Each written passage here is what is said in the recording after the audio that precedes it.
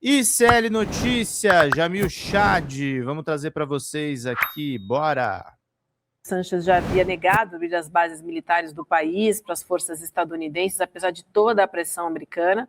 O fechamento do espaço aéreo força os aviões militares agora a contornar a Espanha, que integra a organização do Tratado do Atlântico Norte, a caminho de seus alvos, né, Jamil? E a gente pensa aqui, né, refletindo que os outros países deveriam fazer o mesmo, não? Vivi, é uma boa questão que você coloca. De fato, isso tem deixado o Donald Trump extremamente irritado. Ele acabou, de fato, de postar nas redes sociais um texto que eu não diria nem que é mais chantagem ou é de irritação, é de rancor.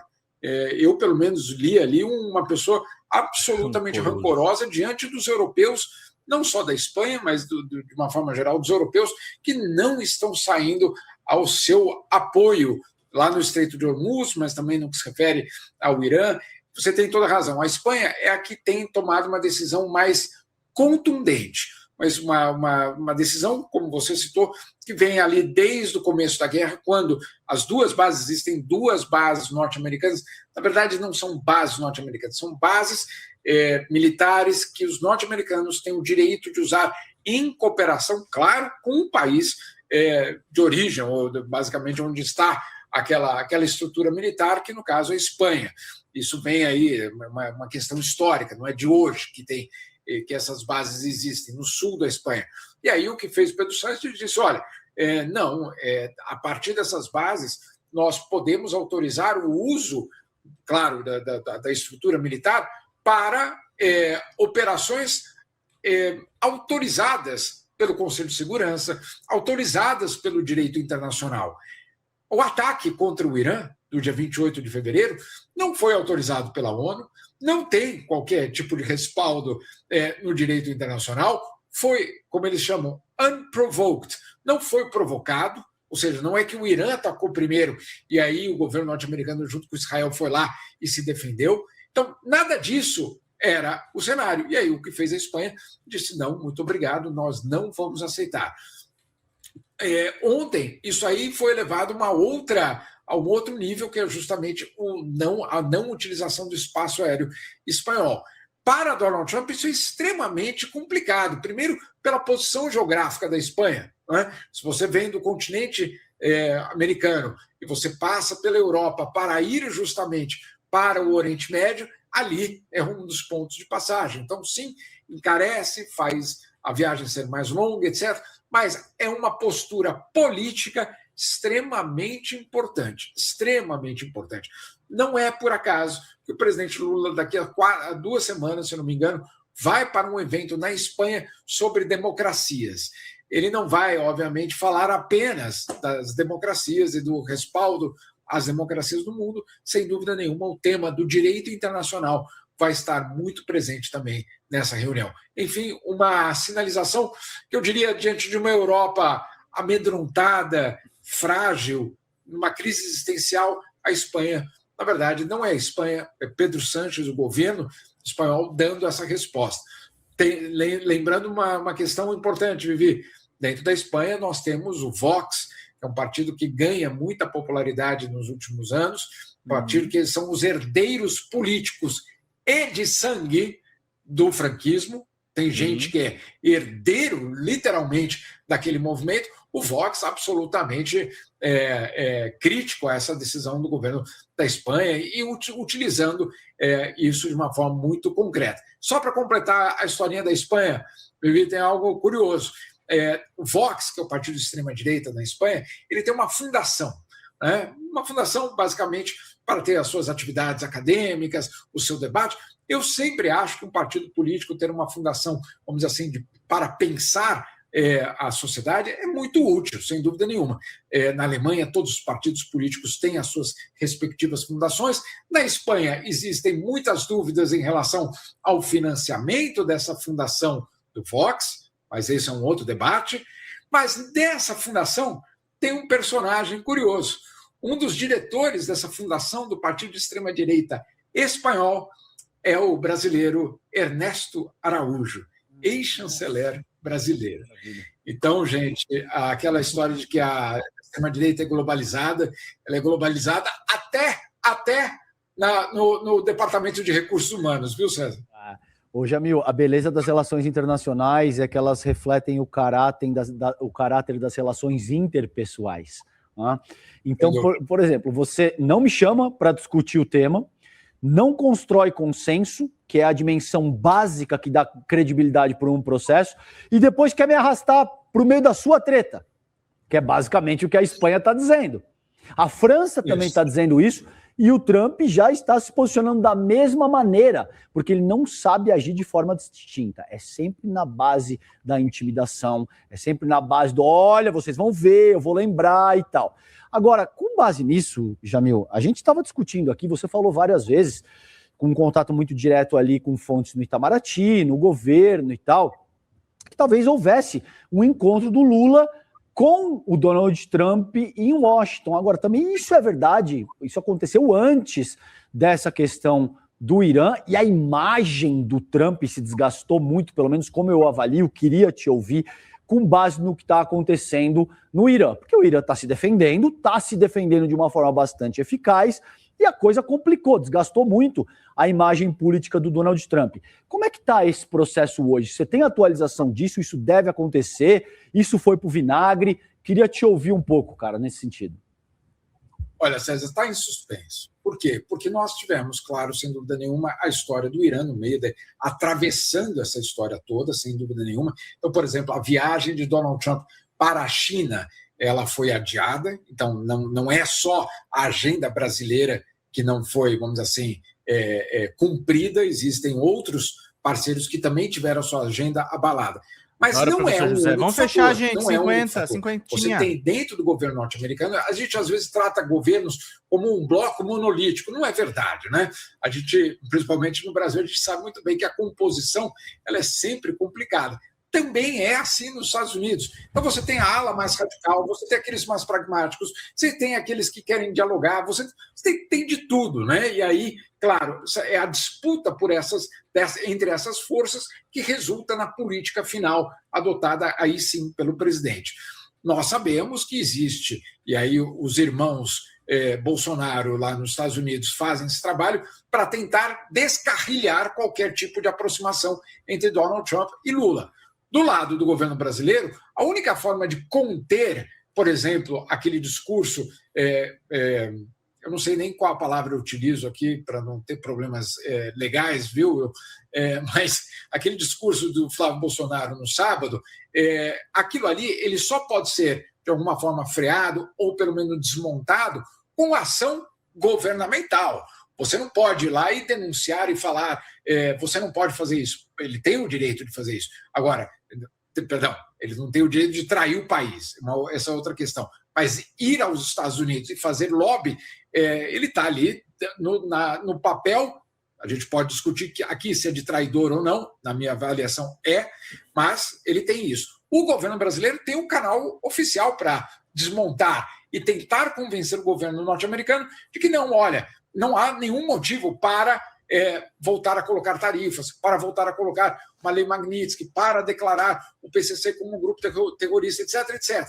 Então, o Brasil ainda tem interesse, sim, nessa reunião. Mas eu vi e ouvi a seguinte avaliação, só para completar aqui.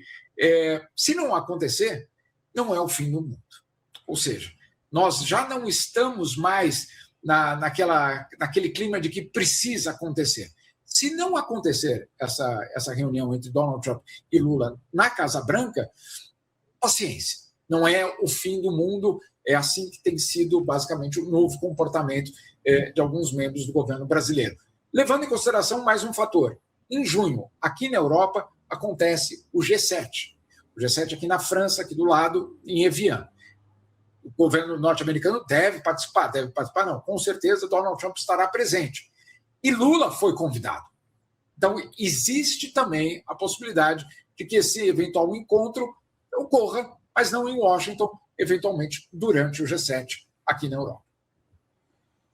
Muito bem, ô Jamil, eu queria falar de Cuba agora, aproveitando que você está com a gente aqui também, porque tem um fato curioso, no mínimo estranho, queria ver se você nos ajuda aqui a entender, porque um petroleiro russo atracou em Cuba na segunda-feira, com autorização dos Estados Unidos, levando 100 mil toneladas de petróleo bruto para a ilha, né? É uma operação que foi realizada no meio desse bloqueio marítimo, imposto há mais de um mês à ilha, mas essa operação, o que a gente tem de informação aqui, teve autorização do governo dos Estados Unidos. Estranho, não?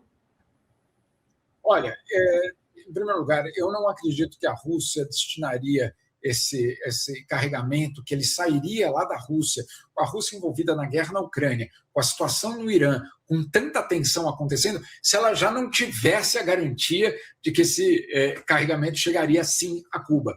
Então, na minha opinião, existiu algum tipo de pré-acordo de que esse carregamento ele não chegaria até perto de Cuba e seria obrigado a voltar.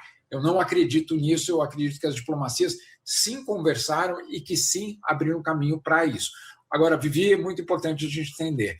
O fato desse carregamento ter chegado não significa que Donald Trump está suavizando o seu embargo contra Cuba, ou que está, de alguma forma, revendo a posição sobre Cuba. Não.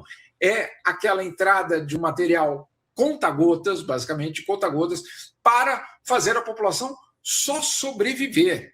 Nós não estamos falando de uma retomada da economia, nós não estamos falando em absolutamente nenhum tipo de normalização. É simplesmente para que as pessoas não morram. Sim. É só isso. É só isso. Vamos pingar, gente. Agora os canais de abastecimento serão retomados. Não é essa a história. É absolutamente pontual. Eu, pelo menos, não vejo, neste momento, nenhuma outra operação mais significativa para permitir uma normalização, pelo menos não por enquanto. Além da crise do petróleo, né, Cuba está enfrentando também outra crise, que é a do turismo, né, que é consequência também desse estrangulamento, né, promovido por Donald Trump e a ilha, que enfrenta apagões e a escassez de combustível, né? E quais são as consequências disso? Isso precisa ser medido também. E aí a gente tem nessa parceria a repórter Augusta Lunardi contando para a gente direto de Havana. Vamos dar uma olhada no que ela traz. Então. Vamos, gente, vamos fechar essa meta. Além dos apagões cada vez mais longos e frequentes, da escassez de combustível, de alimentos e de insumos médicos, agravados pelo novo bloqueio norte-americano, Cuba enfrenta agora uma outra crise, o desaparecimento dos turistas. O turismo é uma das principais fontes de renda do país, mas a ameaça dos Estados Unidos de impor tarifas a países que enviarem combustível para a ilha acabou provocando uma reação em cadeia. Suspensão de voos, corte de energia, falta de gasolina e, como consequência, a queda no número de visitantes. No ano passado, Cuba recebeu cerca de 1.800.000 turistas estrangeiros e em 2016, que foi um ano recorde, esse número foi mais do que o dobro, 4 milhões de visitantes. Mas nesse ano a estimativa é de que menos de 200.000 pessoas tenham visitado a ilha entre janeiro e fevereiro. Além da economia como um todo, a queda no turismo afeta principalmente quem depende diariamente dessa atividade. Eu estou aqui com o Giovanni, que trabalha como bicitaxista em Havana há 12 anos, e ele me contou que nos últimos anos a renda mensal dele caiu quase 4 vezes. Hoje ele ainda consegue se manter com muita dificuldade e sustentar a família, muito porque os próprios cubanos passaram a utilizar mais os bicitaxis devido à escassez de combustível no país.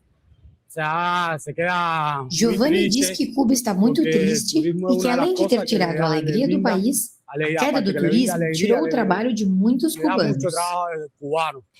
E essa queda é visível, né? As praias conhecidas no mundo inteiro estão praticamente vazias, o mesmo acontece nas ruas de La Habana, nas lojas, nos bares e nos restaurantes. Eu tenho visto muitos hotéis fechados, sem nenhuma previsão de reabertura, e em vários momentos a sensação é de que a gente voltou ao período de pandemia. A gente está chegando aqui no Capitólio de Cuba. Antigamente essa rua ficava cheia de turistas. Hoje, uma terça-feira, não tem ninguém. Eu estou aqui na rua Empedrado, é uma das mais frequentadas pelos turistas aqui em Havana, no bairro de Havana Velha, Havana Vieja. E aqui tem várias lojinhas de artesanato, de souvenirs, onde fica esse famoso bar aqui também, atrás de mim, que se chama La Bodeguita del Medio. Geralmente essa rua é lotada de turistas, mas eu tenho passado por aqui todos os dias e a realidade, a cena é sempre a mesma. Essa rua está praticamente vazia.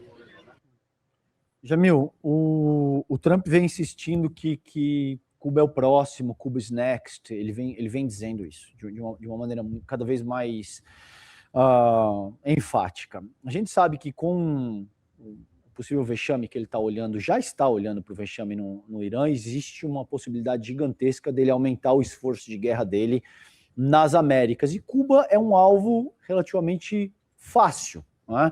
Agora, também, e é isso que eu queria te ouvir, também é um alvo relativamente fácil a ponto de não caracterizar a vitória que ele quer, porque o que ele pode fazer? Ele vai invadir militarmente Cuba? Como é que ele vai controlar 10 milhões de pessoas? Qual o efetivo militar que ele precisaria para fazer isso? Porque não é um povo qualquer, é um povo que tem na sua base filosófica Martí, Varela, é um povo que está acostumado à luta e ao espírito de insubmissão, como eu já disse várias vezes aqui. O que você vê acontecendo nesse sentido? Você que tem muita experiência na sociedade internacional, você acha que o Trump vai tentar invadir Cuba por terra? Como é que você avalia isso? César, só para completar a tua análise, eu falava com o Padura outro dia, escritor, morava, pelo menos naquele momento, em Cuba, isso faz mais ou menos um mês. Ele dizia, ele é muito crítico ao governo cubano, mas ele dizia o seguinte: uma coisa é você ser crítico ao governo cubano, outra coisa é você querer uma invasão estrangeira no teu país, né? É uma outra história. Né? Então, eu acho que ali eu tirei um pouco da temperatura de alguém, insisto, que é crítico ao governo, que os seus livros em Cuba não circulam, os livros do Padura em Cuba não circulam. Então, é uma pessoa que você poderia dizer é da oposição. É difícil, ele até poderia ser caracterizado como alguém crítico, mas ele faz o alerta. Invasão, não. Né? Então, eu acho que ali tem um pouco desse sentimento de que você não pode simplesmente achar que você desmonta essa ideia de revolução, porque ela não é só uma revolução de fato, ela é uma ideia, e para quem já esteve lá sabe que isso faz parte quase, acho que não quase, ela faz parte do DNA do cidadão, do cubano. Agora, a questão é a seguinte, ao meu ver, de fato, não tem nenhuma vantagem, eu diria, de acesso a minérios, não tem, acesso a petróleo, não tem. Por que você vai, então, se aventurar em Cuba? Porque, ideologicamente, ela cumpre um papel importante para os norte-americanos dizerem: agora, conosco aqui de volta no poder, etc., o comunismo acabou, ou a ameaça comunista no mundo todo está sendo desmontada, é a nossa vitória. Então, ela pode cumprir, infelizmente, um papel simbólico importante para o governo de Donald Trump, que também funciona no simbólico. Né? Não é um governo que... Nenhum governo atua apenas no pragmático, mas no caso de Donald Trump, ele tem um componente ideológico, simbólico muito apurado. Então, ela pode cumprir essa função. No governo brasileiro, César, existe uma preocupação, sim.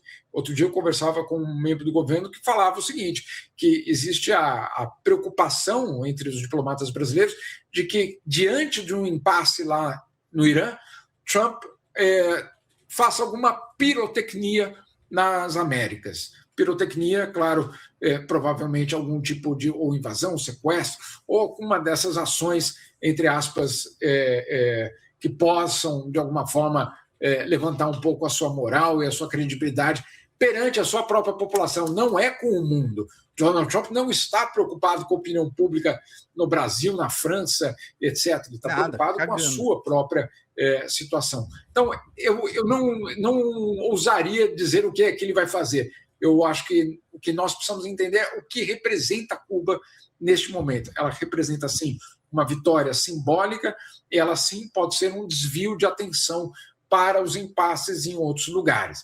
Também um desvio de atenção que vai acontecer amanhã de manhã, quando a NASA vai mandar 4 astronautas para o espaço para, pela primeira vez em 50 anos, dar uma volta na Lua.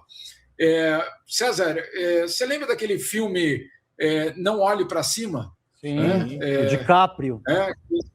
Isso. Ali era aquela presidenta americana dizendo: não olhe para cima, negacionistas, etc. Afinal, estava vindo um cometa que ia basicamente aniquilar a vida no planeta, mas aquele governo, que era uma paródia em relação aos governos, obviamente, de extrema-direita, negacionistas da ciência, etc., dizendo para a população, não olhe para cima. Amanhã, Donald Trump vai dizer exatamente o contrário. Povo americano, olhe para cima. Né? Vamos parar de olhar aqui para o que está acontecendo no planeta, o custo do combustível, o impasse na guerra no Irã, e vamos olhar para cima, porque, afinal de contas, estamos voltando à Lua depois de 50 anos. É isso, Jamil.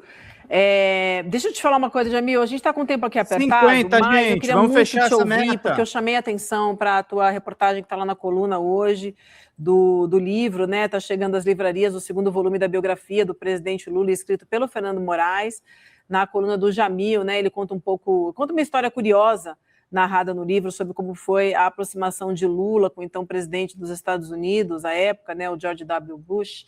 E aí eu queria que você contasse para a gente, mais resumido que você puder, mas já falando aqui mais uma vez para a nossa audiência acompanhar a sua coluna, que tem mais essa história aí, Jamil.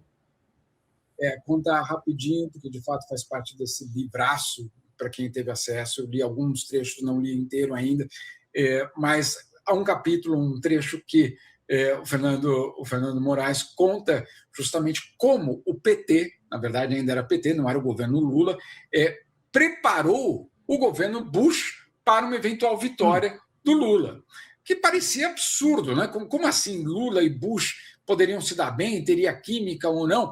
E aí, olha só o que conta esse capítulo. O PT, então, faz uma reunião e aí decide, isso em julho de 2022, antes da eleição, decide mandar alguém para os Estados Unidos para conversar com os bancos, com a Casa Branca, com o pessoal do Dick Cheney na época, César, imagine só.